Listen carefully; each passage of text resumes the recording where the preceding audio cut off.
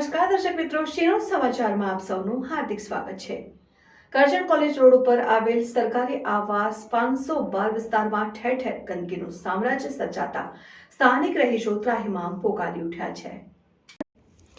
કરજણ જૂના બજાર વિસ્તારમાં કોલેજ રોડ ઉપર સરકારી આવાસ 512 વિસ્તાર આવેલો છે। આ વિસ્તારમાં છેલ્લા ઘણા સમયથી ગંદકીનું સામ્રાજ્ય જોવા મળી રહ્યું છે।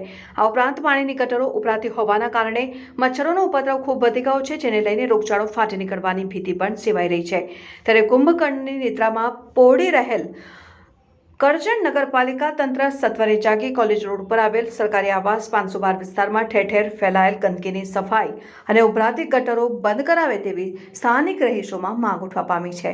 રિપોર્ટર મનોજ સોલંકી, શિરોડ સમાચાર ન્યૂઝ, કરજણ।